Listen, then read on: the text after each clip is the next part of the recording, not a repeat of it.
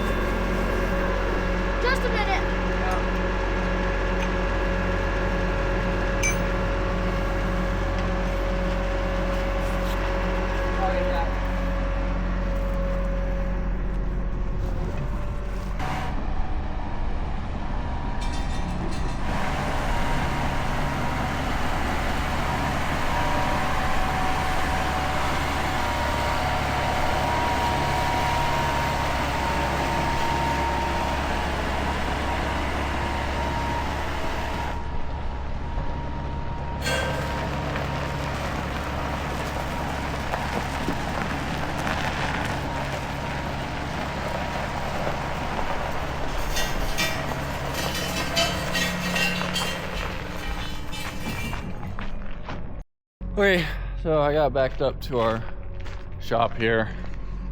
I need to do some work with some of the tires, not necessarily with the tires itself, but with the spindle of the tires, because the shipper had to actually move this tire. Like you can see how crooked it is. That's supposed to be straight, obviously. That tire, that one actually was here on this guy, but you can see that this guy is sticking out further than this guy. That's because the rear, this is a spindle right here, and it is apparently bent on that one, but the rear spindles on this are slightly longer, and that's why this guy is crooked. So I got another one. Also, there's a fire over there. I got another one ordered that should be in tomorrow. But I'm gonna unfold this, jack that up, and look for other things that might be an issue, because I mean, for that spindle to get bent, it would have had to have hit something very hard. So yeah, just wanted to see if there's anything else wrong with it while I figure out what all of the hydraulics on this sucker go to. I'm assuming these two are for the air pump, or not the air pump, the fan. And then hopefully this can, oh shoot, we're gonna have to straighten out a bit. Whatever. I have all these cut off now. I would show me plugging these in, but it's dark and I don't have a stand to mount this camera yet, unfortunately. So I'm just gonna get all this plugged in. I'm gonna put one of the hydraulics into float mode for, were these batteries disconnected? Oh good, these batteries weren't disconnected. So those are probably shot. This is for this fan here, because if you just don't put it into float mode, which means there's no pressure on it, it just kind of flows freely. If it's into motor mode, which is in float mode when you take it out, it will hammer that fan, instantly stop it, and shred everything. So gotta make sure you do that for sure. So I'm gonna do that real quick and then get back to y'all. Well, hello. It is another evening, the next evening. Had a few issues with the air seeder again. I'll show you the main issues. I think I actually already did in another video, but I was getting this air seeder hooked up to test everything on it. Everything's hooked up now, but when I initially went to hook it up, I had the tractor off because I don't want to be adding hours to it on spending time on that. And I plugged in the air seeder to the tractor. Keep in mind, I saw it had 2 batteries, and just to make sure, just to see what voltage they were at, because I didn't know how old they were, I used my voltage meter on them, and they were at 12.3 volts, so they were good. So I plugged the tractor into it then, and I spent probably 30 minutes on stuff. And when I went to start the tractor, there was absolutely no power in the cab. None. So that was a bit of an issue. So I tested the battery on the tractor then, and it was still reading 12.7 volts. So everything was good. But the cab was getting absolutely no power. So I spent probably an hour trying to figure out why it didn't have power. All the fuses looked good. I mean, everything looked absolutely fine on it. But again, no power. So after about an hour, it just magically started working again. And I got all hooked up, got all tested. Yeah. I can't get the fan to work right here. I have it in motor mode, but I think I need to find a valve, I believe, to... I believe it goes to the auger when it's on use, so I need to try to find that valve.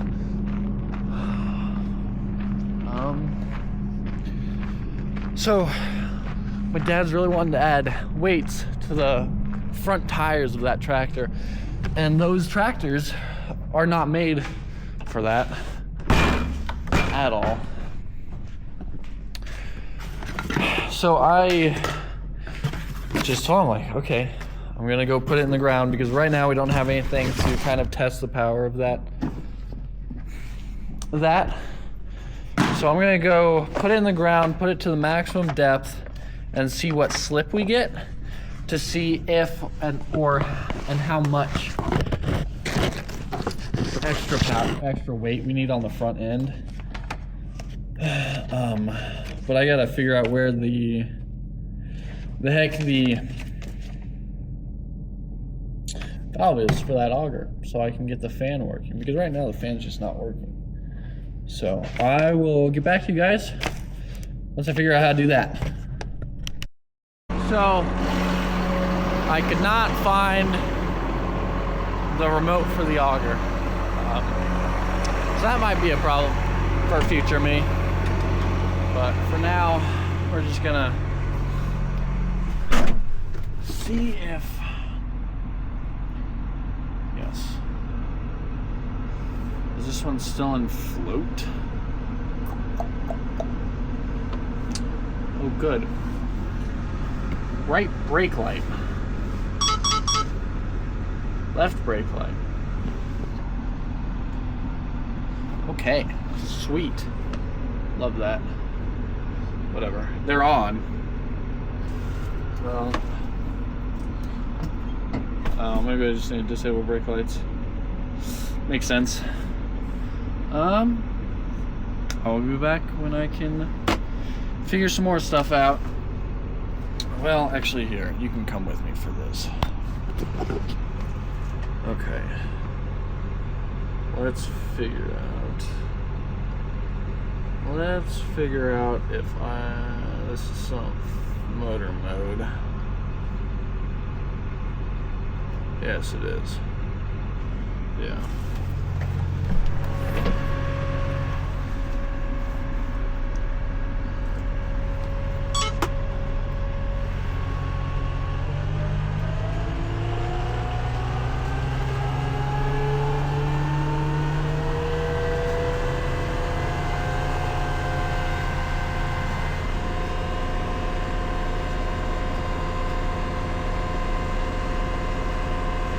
Yeah, we have nothing. Why is the fan not turning?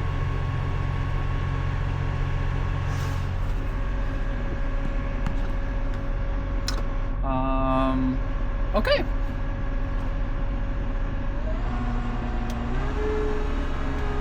I don't know why the fan's not turning.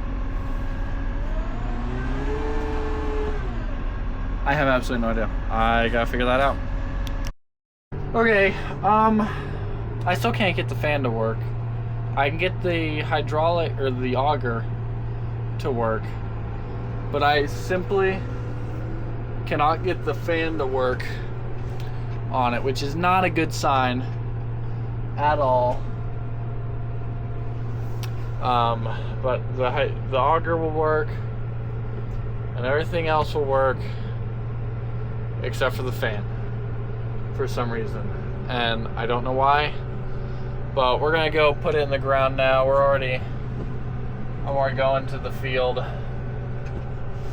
to test put it in the ground.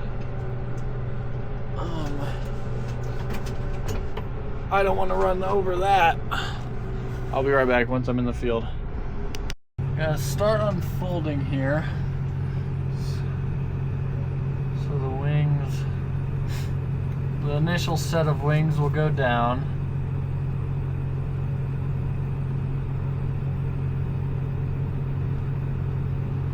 And then we'll drop onto the packers. All the way down now. Well, let's see how deep that goes.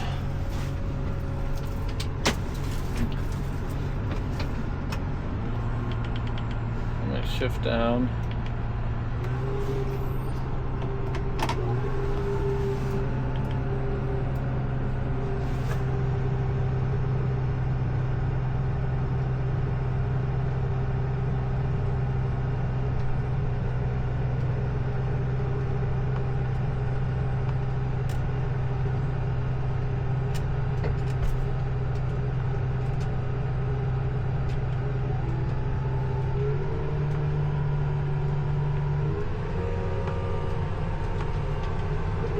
That's not going deep at all. Okay, so I am pulling this in the field. I mean, it's using only about 46% engine power. There's 1 to 2% engine slip. When it does go up to 80%, because it has a few times, it does shoot up to like 15 to 20% slip. So that is a slight worry. Sorry. That is a slight issue. I'm doing another loop to see if it will do that again. Oh, I just saw a 15% slip there. Come on. It feels like it's pulling a lot harder, but I guess not. We might see a little bit harder on this mound. Nope. So I'm going to get over this mound up here, which you can't see, and then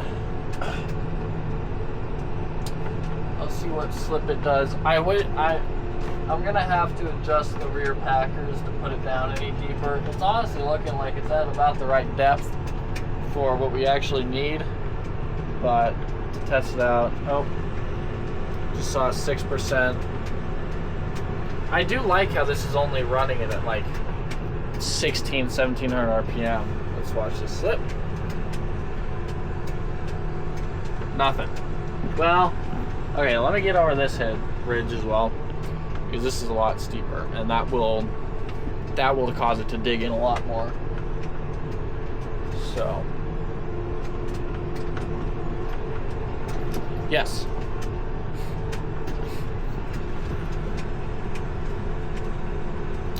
That's the GPS guideline. I haven't set up the full width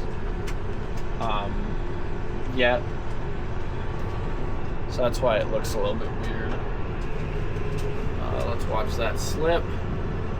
Oh, there's gonna be a bump. Ooh, that's a big bump. Oh, that wasn't too bad. No slip. Okay. Let me raise that out of the ground real quick. Okay, we are out. So now we circle around.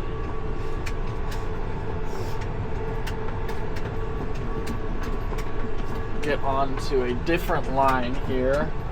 We're gonna be going for that line that it's slightly teal on now. A little bit sharper. There we go. Let's get back lined up.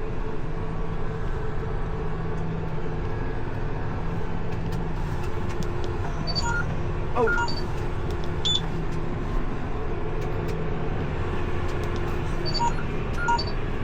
I keep accidentally deactivating it. There we go. Okay. Here's the good. I mean, that's honestly a kind of a high slip for that percentage there. We saw 22. Yeah, that slip is pretty bad actually. That's not good. It looks like we need more weight. It does in fact look like we need more weight. So